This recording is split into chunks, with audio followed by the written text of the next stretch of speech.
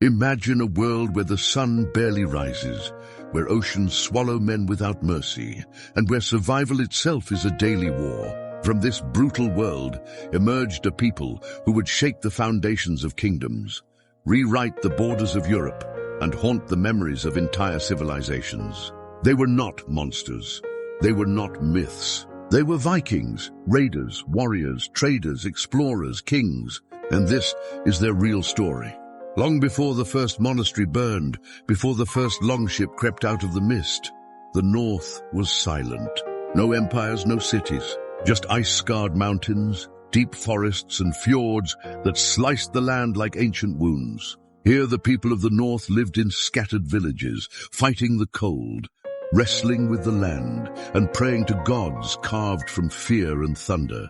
To understand the Vikings, you must understand their world. Harsh winters shaped their bones. Relentless hunger shaped their courage. Isolation shaped their ambition. This was a world that produced strength or destroyed the weak. Their homes were longhouses, warm, smoky, loud with the lives of clans packed together against the cold. Inside, stories traveled faster than the wind. Stories of beasts that lived beneath the sea. Stories of gods, Odin, Thor, Freya, who demanded bravery as the price of survival. Stories of distant lands, richer, warmer, softer. Stories that planted a single idea: go, explore, take, return stronger. By the 8th century, the north was changing. Population grew, land shrank. The pressure to survive pushed families to desperation. A young man, strong, skilled, but landless, had only 3 choices: work another man's farm, live in poverty, or risk everything for fortune across the sea. Many chose the sea, and so the longship was born, a masterpiece of wood and iron, light enough to carry, strong enough to cross oceans, shallow enough to glide up rivers like a spear aimed at the heart of nations. It was not just a ship. It was a revolution, a weapon of speed, a symbol of freedom, a promise of wealth to anyone brave or reckless enough to board it. Every voyage began the same way: a dark morning, a rush of wind, the creak of oars, and the silent belief that destiny favored those who dared. Then came the moment history could not ignore, a single event that carved the Viking Age into time. June 793 CE, Lindisfarne, a sacred island off the coast of England. Before dawn, shadows slide across the waves. Longships, silent, precise. The monks hear nothing until the world explodes. Doors smashed metal against flesh. Fire consuming everything it touches. Europe would later describe the raiders as demons. But they were men, poor, hungry, relentless men, driven by the simple truth. Their homeland could not feed them, so they reached for the riches of others. But here lies the first great misconception. The Vikings were not only raiders. They were traders, explorers, inventors, and settlers. They mapped rivers that even Roman generals feared. They reached lands no European knew existed. They built towns from Iceland to Ukraine. They forged kingdoms from Greenland to York. They gave birth to dynasties that would change the future of Europe forever. And their journey, this sweeping saga of ambition, war, discovery, and power, did not begin with violence alone. It began with a desire to survive and a refusal to stay in place. In the next chapter of their story, the raids intensify. Europe fights back, kings rise, cultures collide, and the Viking Age becomes a battlefield of beliefs, blood, and destiny. This is only the beginning. Europe thought Lindisfarne was a nightmare that would fade. But the Vikings were not a storm that hit once. They were a rising tide. And once that tide came in, it did not go out for nearly 3 centuries. After the success of their first assaults, word spread through the north like wildfire. Suddenly, every young warrior, every ambitious chieftain, every man hungry for silver and glory wanted what the raiders at Lindisfarne had tasted: wealth, power, fame, and above all, freedom. Within a few short years, longships appeared everywhere. Ireland, Scotland, Francia, the Baltic, the rivers of Russia, coastlines that once slept in peace now lived in constant fear of the horizon. Viking raids were not chaos, they were strategy. Fast calculated, brutal, They struck monasteries first because monks were rich, unarmed, and sacred, which meant their destruction spread terror far beyond the attack itself. But here's the part history often forgets. These were not wars of cruelty. They were wars of opportunity. Europe was fractured, divided, politically unstable, and the Vikings exploited every weakness. But the longships didn't just raid, they explored. They conquered rivers like soldiers conquer roads. Imagine this. A single river system could carry a Viking crew deep into a foreign kingdom, up the Seine to Paris, up the Thames to London, up the Rhine into the heart of Francia. Even the emperors of Europe could not stop them, because the Vikings didn't play by the rules of medieval warfare.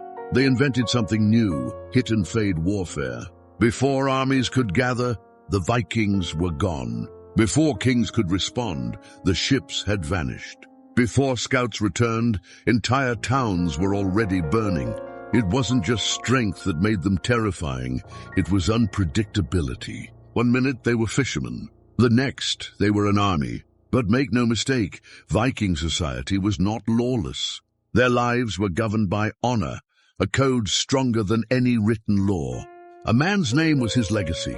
His courage was his currency. His failure, a shame his descendants would carry. This honor-driven culture created warriors who feared one thing more than death, dying without glory. Which brings us to one of the most powerful engines of Viking courage, their belief in the afterlife. To the Vikings, death was not the end, it was a gateway. If a man died bravely, he could enter Valhalla, a hall of endless feasts, endless battles, and everlasting honor. This belief turned fear into fuel. It made every raid feel like destiny. It forged a mindset that Europe could not understand and could not defeat. But something unexpected was happening. As the Vikings raided foreign lands, they learned from them. They studied weapons, political systems, languages, trade routes. They didn't just take gold, they took ideas. And ideas are more powerful than swords. By the mid-800s, Viking raids transformed into something even larger, permanent settlements. They built bases in Ireland, Dublin, Limerick, Waterford. They built strongholds in Scotland and the Isles. They created coastal power networks stretching from the North Atlantic to the Mediterranean. And then, they turned their eyes to something even more ambitious, an empire inside Europe itself. Francia, modern France, was rich, divided, and ripe for exploitation. When Viking fleets sailed into the Seine, they didn't just raid.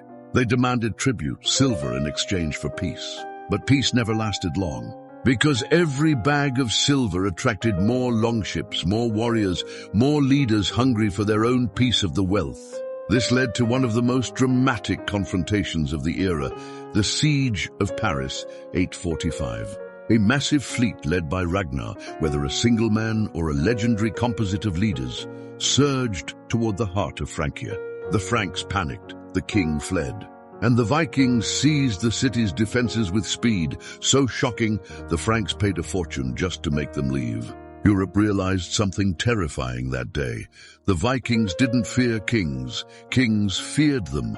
But while Europe drowned in fear, the Vikings faced a storm of their own, a storm not of swords, but of ambition. Dozens of chieftains, dozens of leaders, dozens of warriors seeking power, land, and immortality. Their raids were just the beginning, their hunger was growing, and their next chapter would reshape Europe forever. Because the Vikings were about to shift from raiders to conquerors to kings, to founders of nations. The tide was rising higher than ever, and nothing could stop what came next. By the mid-9th century, Europe realized something terrifying. The Vikings weren't simply raiders slipping back into the fog. They were transforming from hit-and-run warriors into architects of kingdoms. Their ambitions grew bolder, their armies grew larger, and their eyes turned toward one prize above all, permanent power. The first great Viking kingdom didn't begin with a throne. It began with a river, the Seine, a lifeline into the heart of Francia. Each year, more ships came. Each year, more silver was demanded. And each year, the Franks fell deeper into fear. They called the Vikings Northmen. But these Northmen soon became something else, settlers, rulers, and eventually kings. To understand this transformation, we must follow one of the most influential Viking leaders in history, a man named Rollo. Rollo wasn't just a raider. He was a strategist, a negotiator, a warrior who understood that wealth taken by force vanished, but wealth earned through governance endured. When his forces pushed deep into Francia, the Franks had two choices: fight him endlessly or use him. They chose the second. In 911, a desperate Frankish king made a decision that changed European history. He offered Rollo land, not as loot but as a duchy, a political territory. The agreement was simple. Rollo and his warriors would defend the region from other Viking raiders. In return, he would receive land, legitimacy, and a place in the world of European power. This land was called Normandy, the land of the Northmen. And with that, a Viking became a French noble. But Rollo did not abandon his heritage. He infused Normandy with Scandinavian strength, law codes, shipbuilding, trade, honor, warrior culture. And his descendants would become one of the most powerful dynasties in medieval Europe. One of them, a man named William, would one day take an army across the Channel and conquer England itself. The Vikings were no longer raiders. They were kingmakers. But the story doesn't end in France. The Viking transformation was happening everywhere. To the east, they became the Varangians, navigating the massive river systems of modern Russia and Ukraine. They weren't just traders. They were rulers, bodyguards, mercenaries feared across the Byzantine Empire. Their leader, Rurik, established a dynasty that would rule the region for centuries. The cities of Novgorod and Kiev, great political centers, were tied to these Norse founders. This wasn't just exploration. It was the creation of nations. And yet, even as Vikings built kingdoms in Europe, another group turned westward, toward the edge of the known world. Iceland, a land of fire and frost. Only the boldest dared to settle there. But settle they did, bringing with them their sagas, their laws, their culture. What they built was extraordinary. A society with one of the earliest parliamentary systems in Europe, the Althing, formed in 930. A place where warriors debated politics, law, and justice. Not by swords, but by words. Beyond Iceland lay an even more mysterious land, a place whispered about by sailors. A land with rolling forests, rich rivers, and unknown animals, Greenland. When Eric the Red sought exile after committing killings in Iceland, he sailed west in search of a new home. What he found was a frozen, dangerous frontier, but a frontier that could sustain life. He named it Greenland to entice settlers, and incredibly, it worked. Norse colonies took root there, surviving for centuries in a world of ice.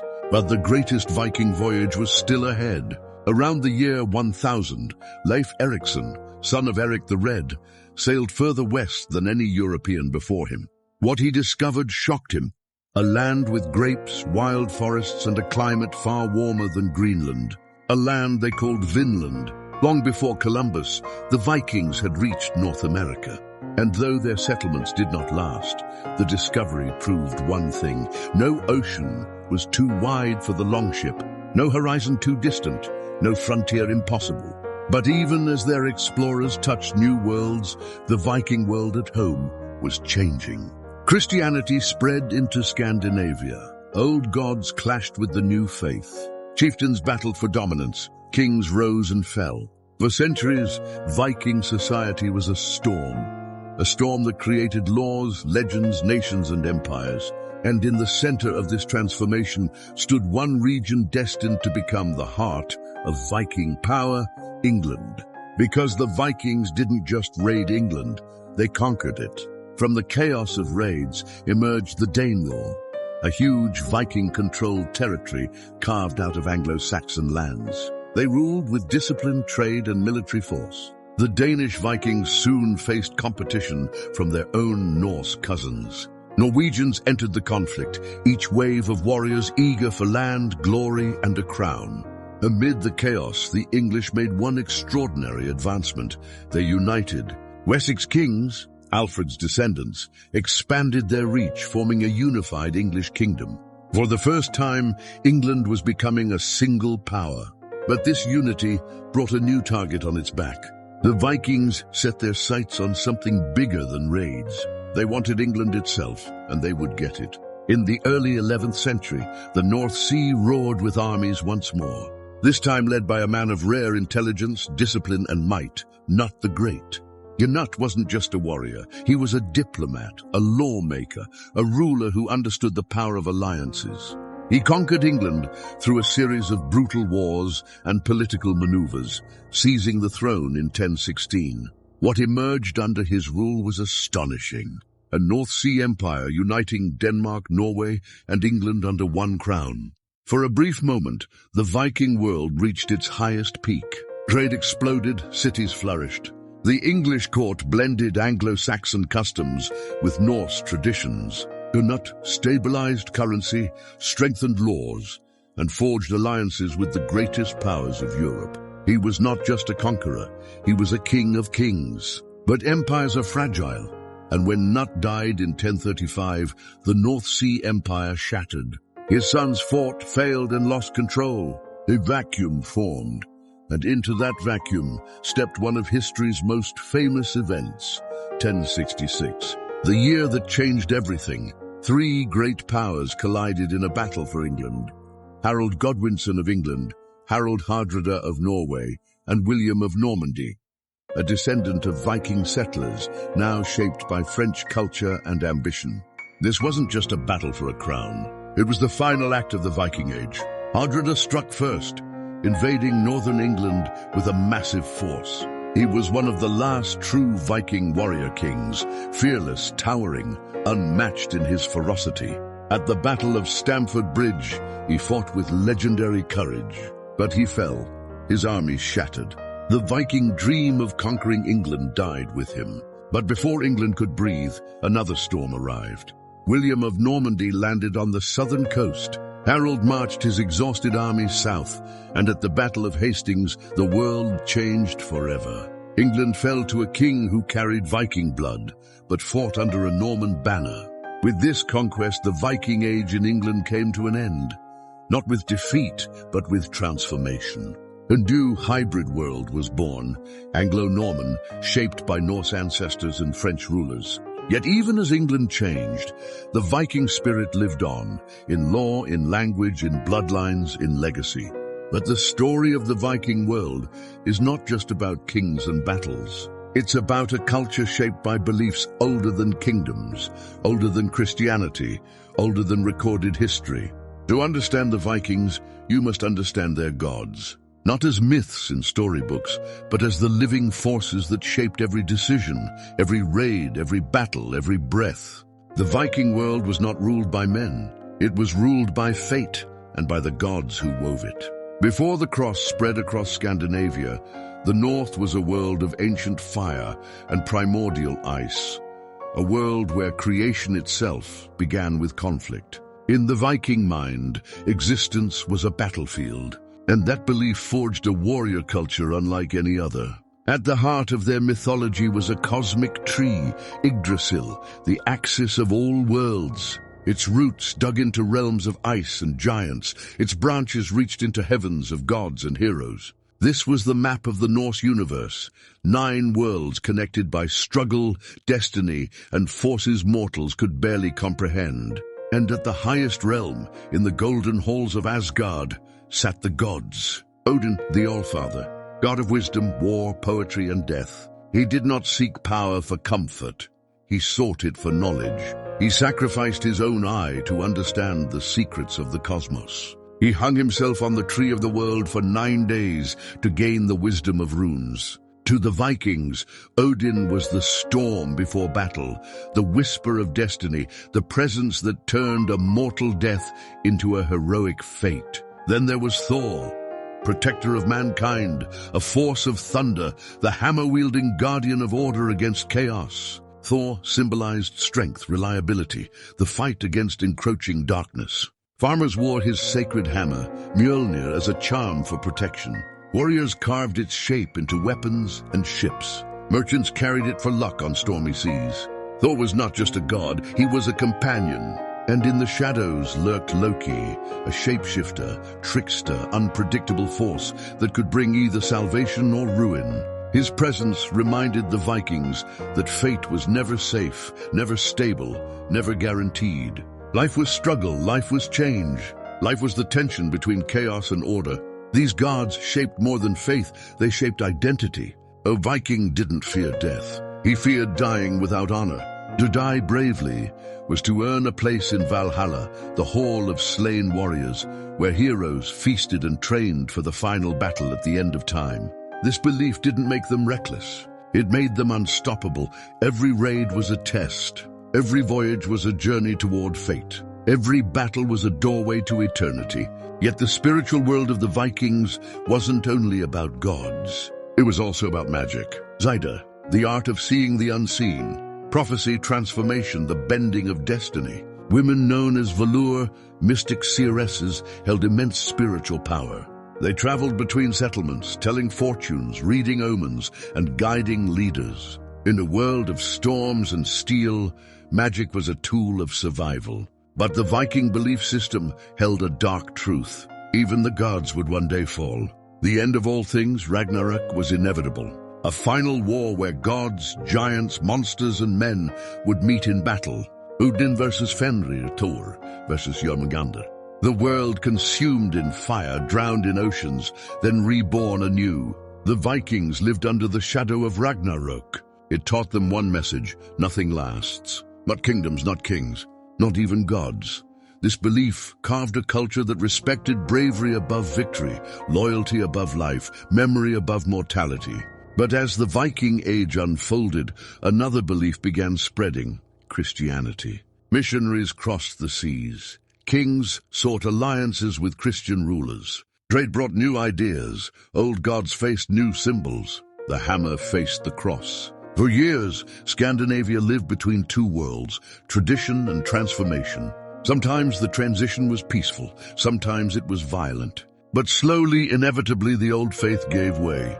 By the 11th century, Christianity took deep root. Churches rose where sacred groves once stood. Crosses hung where Thor's hammers had been worn. The sagas still survived, but the society that created them was changing forever. In Iceland, the conversion was decided at a single meeting of the Althing. In Norway, struggles between kings shaped the shift.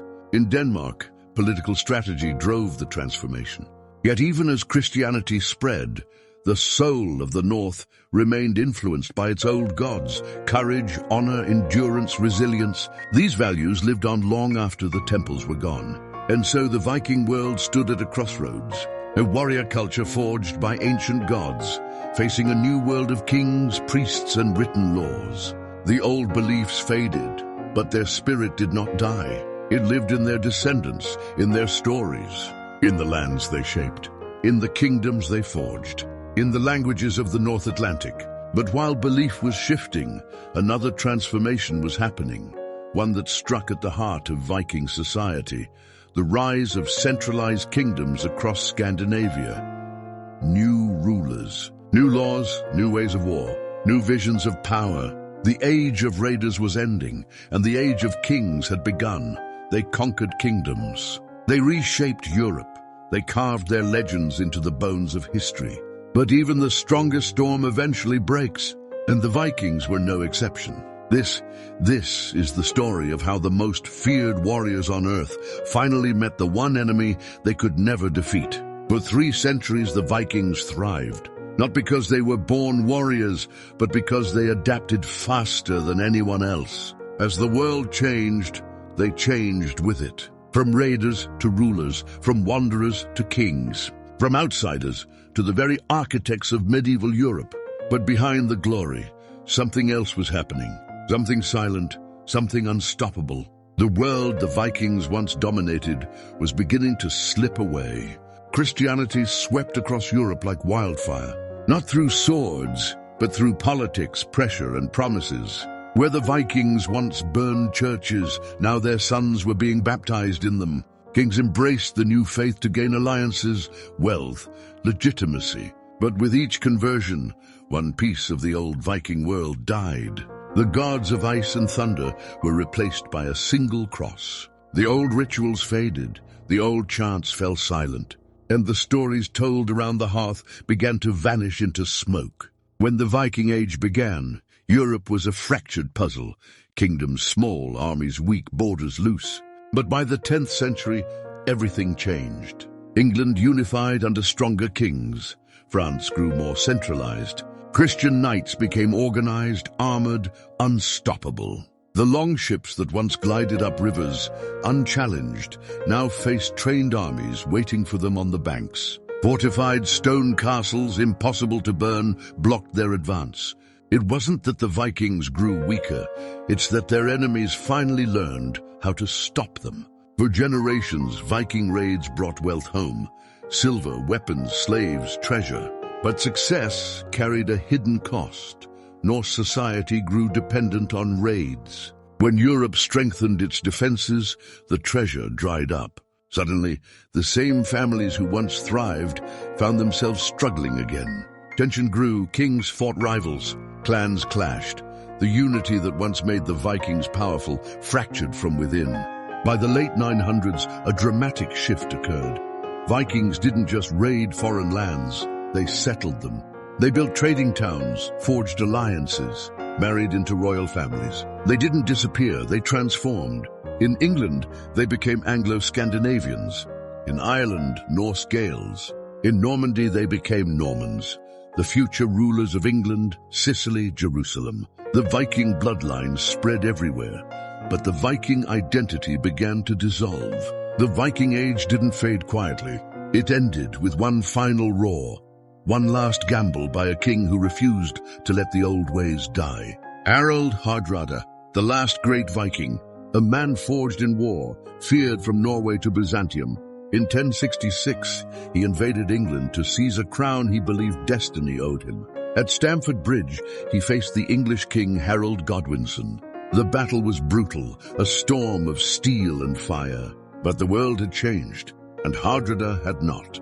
He fell with an arrow through his throat. His army shattered, and with him, the Viking Age ended. 3 weeks later, the Normans, descendants of Vikings, conquered England. The sons of the North had won the future, even as the old Viking world took its final breath. The Vikings vanished, but their spirit never did.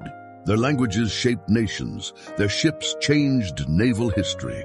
Their descendants built empires. Their stories still echo in sagas, symbols, and surnames. And across the world, one myth remains unbroken, a fascination with the people who mastered the seas and bent destiny with sheer will. They were not just raiders, not just warriors, not just kings. They were explorers, builders, dreamers, risk-takers, a people who stared into the endless dark of the North and chose to sail anyway. This is the real history of the Vikings, raw, unfiltered, human. A story of courage, a story of ambition, a story carved in storm and steel, forever echoing across the waves. For centuries, the world feared the Vikings, but today the world admires them, not for their raids, not for their battles, but for something far greater, a spirit that refuses to die. The Viking Age ended, but the Viking mindset never did. Let's uncover the final truth. Forget the helmets with horns. Forget the Hollywood violence. Forget the myths that turned them into monsters. The Vikings were human, flawed, determined, relentless. What made them powerful wasn't their axes. It wasn't their ships. It wasn't even their gods. It was their belief that life must be lived boldly. That courage is more valuable than safety. That risks are worth taking. And that destiny belongs to those who dare to carve it. This was the Viking Code, a code that shaped leaders, explorers, and dreamers. The Vikings were more than warriors. They were engineers who built ships that changed history. They were traders who connected continents. They were storytellers who wrote sagas that still breathe today. They were settlers who founded cities across Europe. They didn't just take the world as it was, they reshaped it. And this is the part most people never hear. Every time they set sail into the unknown, their greatest fear wasn't death, it was regret. Regret for the life they didn't dare to chase. That is why their story still captivates humanity. By the time the Viking Age ended, Europe itself had been transformed. Christian kingdoms strengthened, fortresses grew, trade routes expanded, political power stabilized. But standing behind all this change was a legacy forged on longships. The Vikings didn't disappear. They became part of the very fabric of Europe.